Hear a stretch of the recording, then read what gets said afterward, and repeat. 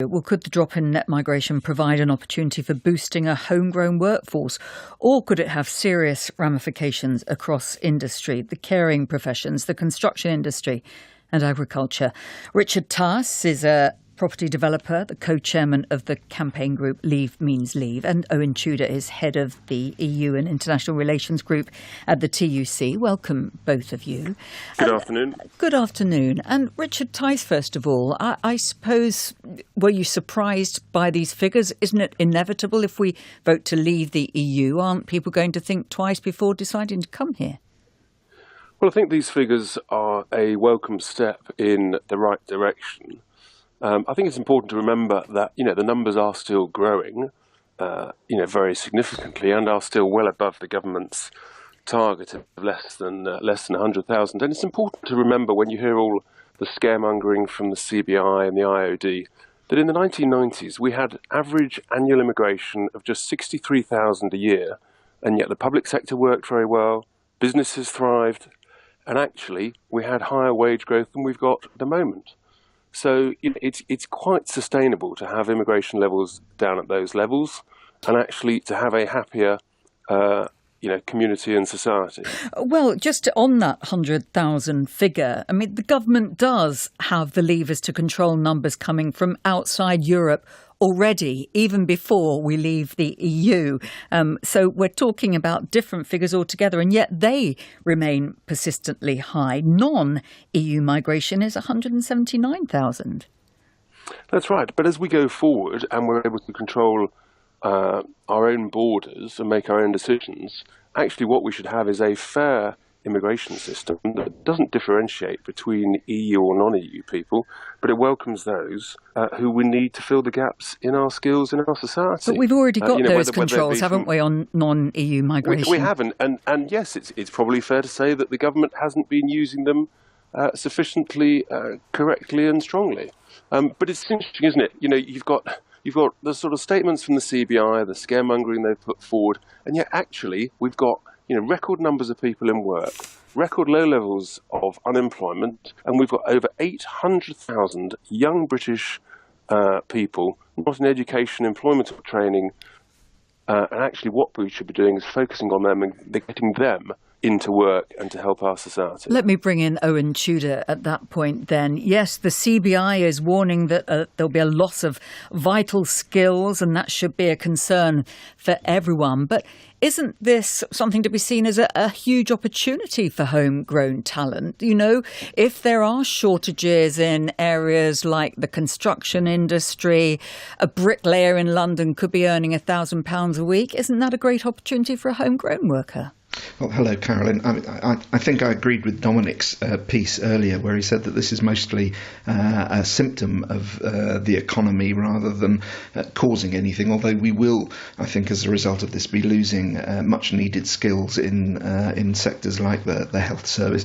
And can't they be plugged with homegrown workers, trained up, obviously, over time? Over the long term, you can do that sort of stuff. Improving people's wages, stopping exploitation and undercutting, making sure people are trained properly and that there are good jobs closer to home is actually more about stronger workers' rights, a voice for unions in the workplace, and ending cuts to public services.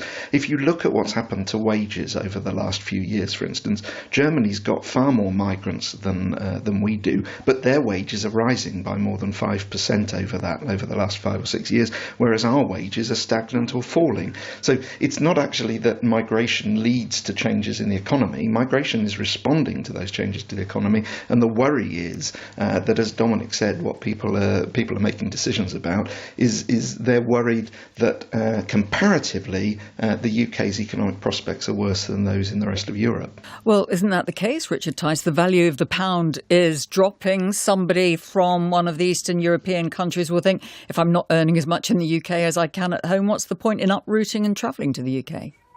And there, and as I said before, lies the opportunity for big businesses in the UK to train young British workers, to bring them into the workplace. And, it's interesting, isn't it? Manufacturers, their export levels are at record highs over the last 20 or 30 years. These are all things to celebrate, as opposed to be concerned as the CBI seem to be sort of leading on sort of Project Fear round 2. How do you think we get around the problem then? Or you may see it an opportunity, I don't know. But we do have record high employment levels at the moment, don't we? And we have these skills shortages. So are you saying that for a short term, at least, we are still going to need access to EU labour? No, that's how markets work. If you've got a shortage of labour, then what happens actually is the price of that labour has to go up. And that's good news, and the TUC, I hope, and Owen will be welcoming that, because they've got greater bargaining power to say we need greater wage growth, the sort of wage growth we saw in the 1990s when you had immigration levels down at, as I said, in the 60,000s. Well, Owen Tudor, is that the case then, Owen Tudor? That's not what's happening. As the labour market is tightening, workers' wages are actually falling compared with the prices that we have to pay in the shops. So it doesn't just work like that in terms of wages. So you don't think that reduced immigration can lead to increased wages for homegrown workers? I think it's rather unlikely because sort of what people are paid. I mean, at the moment, for instance, a large component of the drop in people's wages is about extra prices in the shops, and also the government's freeze on public sector pay increases. That's what's holding down wages, not the number of migrants in the system. The fact is that an awful lot of people who voted to leave will be happy with this outcome, won't they? People who felt their communities, their services were seriously affected by immigration numbers. Do you think that there is something to celebrate in the figures today? No, I don't, because as I say, I think this is about a reaction to what's going on in the economy and people feeling that there are more opportunities outside of the UK than in the UK, and that will affect people in the UK as well as the people who are returning to parts of the continent at the moment.